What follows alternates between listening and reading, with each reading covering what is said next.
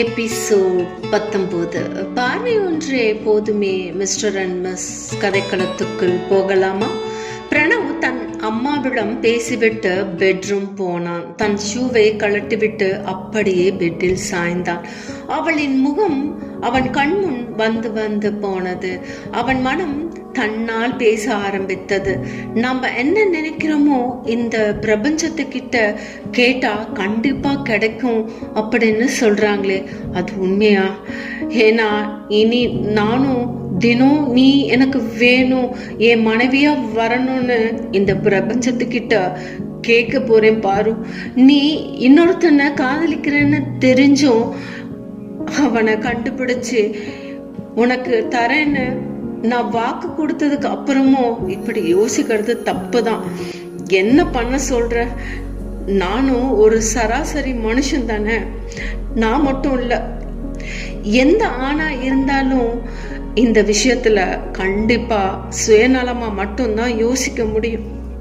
உன்ன மாதிரி ஒரு பொண்ணை மனைவியா அடைய யாருக்கு தான் ஆசை இருக்காது சொல்லு? அதுக்காக உனக்கு நான் கொடுத்த வாக்குறுதிய செய்யாம இருக்க மாட்டேன் பாரு.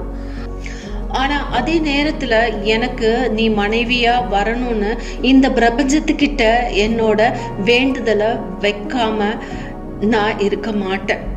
ஒவ்வொரு நாளும் நீ எனக்கு மனைவியா வரணுங்கிற அந்த வேண்டுதலை இந்த பிரபஞ்சத்துக்கிட்ட சொல்லிக்கிட்டே தான் இருப்பேன். ஏ பிரபஞ்சமே, என்னை சுற்றி தவழும் காற்றே, என் பார்வை போல எட்டாத தூரத்தில் ஒளி வீசிட்டு இருக்கோ அழகிய வெண்ணிலவே, பாரு, என் மனைவியா வரணும், என் மனைவியா வரணும், எனக்கு உதவி பண்ணுங்க என்று எண்ணியபடியே சொல்லிக்கொண்டே மொபைலை எடுத்தான். அவனுக்கு பார்விடம் கார்த்திக்கின் டீட்டெயிலை அனுப்ப சொல்லி கேட்டது அவனுக்கு ஞாபகம் வந்தது. உடனே திரும்பி படுத்து பார்வுக்கு மெசேஜ் அனுப்பினான். ஆனால் அங்கே பாரு தன் அம்மாவிடம் பேசிவிட்டு பெட்டில் படுத்தாள். தூக்கம் வர மறுத்தது. புரண்டு புரண்டு படுத்தாள். என்ன செய்வது என்று தெரியாமல் ஜெயஸ்ரீயின் பார்வை ஒன்றிய போதுமே புத்தகத்தை புரட்டலானாள். அதில் தான் வைத்திருந்த புக் மார்க்கை எடுத்து படிக்கலானாள். அதில் தன்னுடைய ப்ராஜெக்ட் ஒர்க்கை இன்னும் 2 நாளில் சப்மிட் செய்தாக வேண்டும் வர்ணிகா. அதற்கான நோட்ஸை அவள் எடுத்து லேப்டாப்பில் செய்து கொண்டு இருந்தாள். அப்பொழுது இலக்கியாவிடம் இருந்து அவளுக்கு கால் வர நேரத்தை பார்த்தபடியே மொபைலை எடுத்தாள். நேரம் 6:30 தொட்டிருந்தது. சொல்லி இலக்கியா என்றாள் வர்ணிகா. ஏ வர்ணிகா, ப்ராஜெக்ட் ரெடி பண்ணிட்டியா? ஏ இல்லடி, அதோ பண்ணிட்டு இருக்கேன். நீ? நான் என்னைக்கு ஆன் டைம்ல பண்ணியிருக்கேன் சொல்லு. அது மட்டும் இல்லாம இது குரூப் ப்ராஜெக்ட் தானே வர்ணிகா. ஸோ என்னோட பசங்க இருக்கானுங்க, அவனுங்கெல்லாம் முடிச்சிருவானுங்க. அதுக்கப்புறம் என்ன, நான் கொண்டு போய் சப்மிட் பண்ணிடுவேன். சரி, நான் எதுக்காக கால் பண்ணேன்னு சொல்லட்டா? சொல்லு, என்ன விஷயம்? இல்ல, நீ மறுக்க கூடாது. என்ன புதிர் போடுற? நீ மறுக்க கூடாது. நான் ஒன்னு கேட்பேன் உன்கிட்ட, நீ அதுக்கு சரி சொல்லணும். நீ சொல்லு, அதுக்கப்புறம் நான் சொல்றேன். ப்ளீஸ் வர்ணிகா, என்ன சொல்லு? இல்ல, நான் உன்னை 2 இயர்ஸா கேட்டுட்டு இருக்கேன். என்ன கேட்டுட்டு இருக்கேன்? நாளைக்கு என்னோட பர்த்டே. ஏய், பர்த்டே வா. ஏய், அட்வான்ஸ் பர்த்டே விஷஸ் டி. அதெல்லாம் ஒன்றும் வேண்டாம். நீ எனக்கு இந்த தடவை என் பர்த்டேக்கு வரணும். அது நீ மறுப்பு சொல்லக்கூடாது. இப்ப இந்த வருஷம் நம்ம காலேஜோட ஃபைனல் இயர். ஸோ ப்ளீஸ் எனக்காக ஒரு தடவை, இந்த தடவை என்னோட பர்த்டே வீட்டில் தான், சரியா? என் ஃப்ரெண்ட்ஸ் இருப்பாங்க, என் அம்மா இருப்பாங்க. ஸோ மோஸ்டா என் அம்மா இருப்பாங்க. ப்ளீஸ் இந்த ஒரு தடவை வா. சரி, நான் அம்மா கிட்ட, எனக்கு தெரியும் அம்மா போவேணும்லாம் சொல்ல மாட்டாங்க. ஸோ நீ தான் வரமாட்டேங்கிறன்னு எனக்கு நல்லா தெரியும். நீ ஏன் வரமாட்டேங்கிறன்றது எனக்கு தெரியும். என் வீட்டில் பண்றேன், அதனாலதான் உன்னை நான் எங்க அம்மாவும் உன்னை பார்த்த மாதிரி இருக்கும். ப்ளீஸ் வர்ணிகா, இந்த தடவை என்னோட பர்த்டேக்கு நீ கண்டிப்பா வர மாட்டேன்னுலாம் சொல்லக்கூடாது. சரி, ஓகே, வரேன்.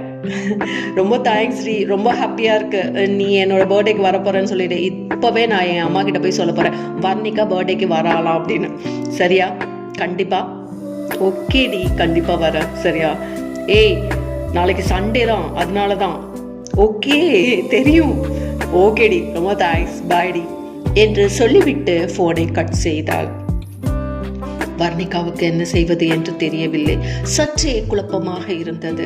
எழுந்து போனாள். ஹாலில் அம்மாவை பார்த்தாள். அம்மா அங்கே இல்லை. கிச்சன் போய் பார்த்தாள். கிச்சனிலும் அம்மா இல்லை. அம்மா, அம்மா என்று குரல் கொடுத்தாள். அதற்குள் அம்மா வெளியில் இருந்து உள்ளே வந்தார்கள். எங்கம்மா போன? நான் எங்கே போவேன், பால்காரன் வந்தான், அவனுக்கு பணம் கொடுத்துட்டு வரேன். என்னம்மா சொல்லு, பசிக்குதா, சாப்பிட்றியா? மா அதெல்லாம் ஒன்றும் இல்லை. இலக்கியா கால் பண்ணா. என்ன மா, அவளுக்கு நாளைக்கு பர்த்டேவா, என்னை கூப்பிட்றா. ஆமாம், 2 இயர்ஸாக அவளும் உன்னை கூப்பிட்டுட்டு தான் இருக்கா. நீ எங்கே போகிற? இந்த தடவை போகலான்னு இருக்கேன். நிஜமாவா? ஆமாம்மா, என்ன ட்ரெஸ் போடுறதுன்னு தெரியல. பர்த்டே தானே, என்ன ட்ரெஸ் போட்டால் வேணான்னு சொல்லுது. லாஸ்ட் டைம் உன்னோட பர்த்டேக்கு எடுத்த தெரியுமா ஒரு ரெட் கலர் ஃப்ராக், அது ரொம்ப அழகாக இருக்கும் உனக்கு, அது வேணா போட. ஆமாம்ல, நல்லாயிருக்கும்.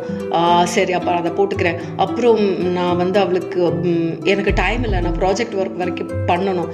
அதனால் அவளுக்கு ஏதாவது போய் கிஃப்ட் வாங்கிட்டு வந்துடலாம் இன்றைக்கேன்னு நினைக்கிறேன். எனக்கு நாளைக்கு சண்டே வேறு, கடை இருக்குமா இல்லையான்னு எனக்கு தெரியல. சரி, ஓகே. அதுக்கே இவ்வளோ வேகமாக படப்படன்னு பதட்டமாக இருக்கு.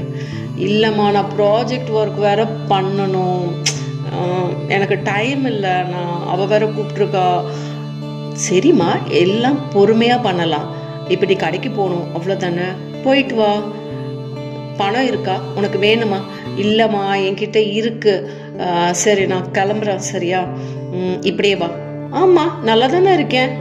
சரி, போயிட்டு வா என்று சொல்ல அவள் வேகமாக உள்ளே போய் தன்னுடைய ஹேண்ட்பேக்கை எடுத்து மாட்டிக்கொண்டு தன்னுடைய வண்டி சாவியையும் எடுத்துக்கொண்டு வேக வேகமாக வண்டியை ஸ்டார்ட் செய்து கிளம்பினாள்.